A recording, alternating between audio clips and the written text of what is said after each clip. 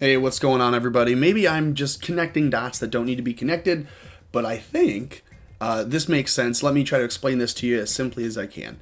The first story, going back just about a week, White House firing the Pentagon advisory board members and installing Trump lobbyists, this says.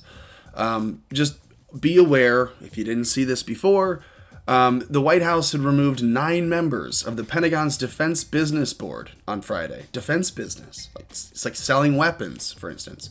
On Friday, and installed people loyal to President Donald Trump in their place, including presidential allies Corey Lewandowski and David Bossie. The firings marked the latest effort by the Trump administration to clean out the Defense Department in the final weeks of the president's term. Okay? So that's the first piece just to be aware of. It says members of the board received a brief email from Joshua Whitehouse, the White House liaison. Now that's the last name that that is the last name that you want. It's the best last name when you have a White House liaison position with the Department of Defense. Is Joshua Whitehouse. Says, quote, if you are receiving this email, your membership on the Defense Business Board has expired or is coming to an end. This obviously caught a lot of people off, so Politico writes this up. This makes you aware that 9 people on that board were removed and that they were replaced by people like Corey Lewandowski.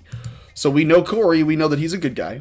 This is besides Lewandowski and Bossie, the other new members are Henry Dreyfuss, Robert McMahon, Corey Mills, Bill Bruner, Christopher Shank, Joseph Schmidt, Kerry Miller, Alan Way, and Earl Matthews. I don't know any of those other people, but I'm sure we'll be doing a little bit of a dig into those people. So those are the new members of the Defense Board, Defense Business Board, where essentially these are the people that are deciding who do we sell our weapons to that are outside of the military. Because the military has all these weapons, and then we say, well, we're not using them all, so who can we sell them?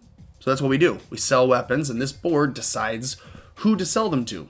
It would be interesting not to focus on this, but just highlight the point that we talked about doublespeak a couple weeks ago.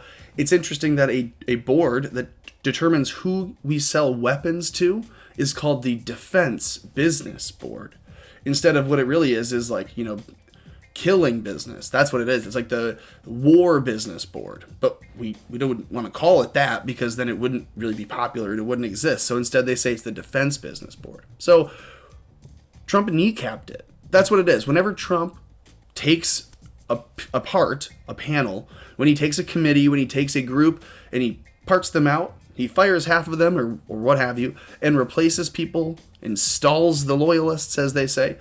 What he's doing is taking away any influential power they have. So just to be aware, this a week or so back, 9 people on that board removed, and then boom, today we get this. The Pentagon plans to cut off most of its support to CIA counterterrorism missions. The U.S. military already has counterterrorism.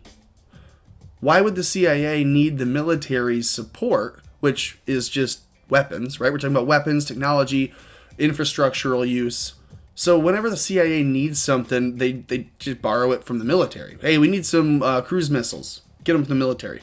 Then the CIA goes and sells them, or goes and sells them and then has that person that they just sold them to use them the way that the CIA wants. So the CIA can say, well, we didn't send that missile down, but we did sell it a month ago, and then we did just call the guy we sold it to and ask him to use it and tell him how and all these other things. So plausible deniability, right? They always claim, well, we didn't really know.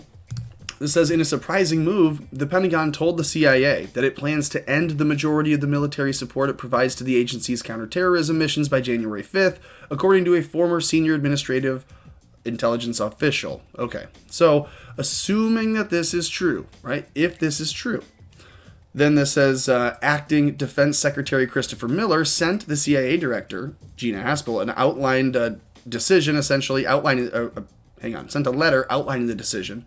According to the former official who characterized, so again, according to this official who's no longer there, Chris Miller sent the letter to CIA saying, hey, Gina, we're not giving you any more help. January 5th, that's a precarious date. Isn't that the day before the big January 6th? All of the electors must be officially, reviewed by the Congress, right? Reviewed by and then officially recognized by the VP, I believe is what it is. So Congress has to see on January 6th all these electors. And it's just odd that January 5th is the cutoff day for when the CIA can use the military. In a nutshell, that's how this is reading to me. This says the CIA's Special Activities Center. God, I'd love to know what goes on in the Special Activities Center at the CIA. Carries out covert operations and has its own paramilitary force that carries out counterterrorism operations. And while they act as an independent force, they often rely on the military for transportation and logistical support. Sometimes that means the military personnel end up being detailed to support the CIA's counterterrorism operations. Okay? Defense One was first to report that Pentagon, so this is this group, that Pentagon was reviewing its support of the CIA. The online defense news outlet cited multiple officials saying that the intent behind the move is to see if the Defense Department personnel detailed the CIA should be diverted from counterterrorism and move forward this is interesting, and missions related to competition with Russia and China. It's an odd little nod there. So a couple different quotes here, and you don't have to get too far into that, but just be aware that this was the headline first I want you to see, right?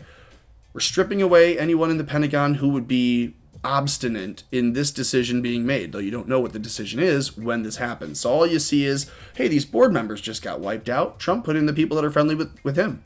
Then you see, well, hey, the Pentagon, now that it's Trump's people, are cutting off the CIA. So Trump could never just tackle the CIA, but he can take away all of their resources that the United States citizens could see on paper. The CIA's got resources beyond measure off the books. So they're not going to be kneecapped for real, but they can be shown in public to not have any more power, and then people will have to wonder, how are they still operating? So that's number one. Now, I point all of this out not because it's important to see that the CIA is no longer going to have military support. That is great. I point it out because of this story. Because of the story with Harrison Deal.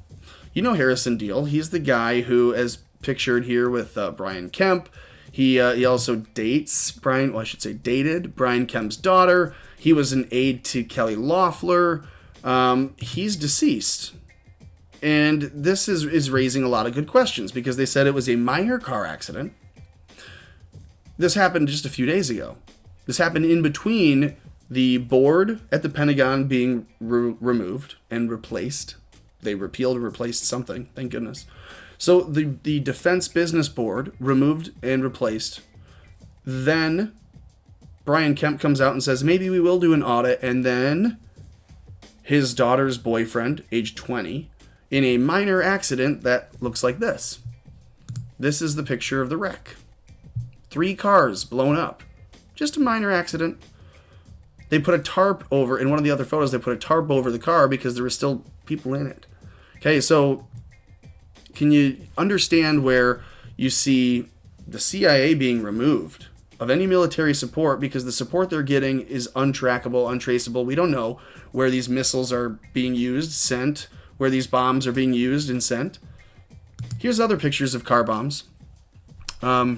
Interesting to note that if you just hang on, this isn't for just normal any old car bomb. This is for Qasem Soleimani. You remember the guy who we used a special advanced weapons tech that instead of blowing up a car outward, blew up the car and basically imploded within itself. So if you had this bomb drop down, pulsated down into a vehicle, it could shear the car in half and have the car twist up into itself and blow up, and not blow up an entire square block, in other words. So what the hell does this look like with Harrison Deal?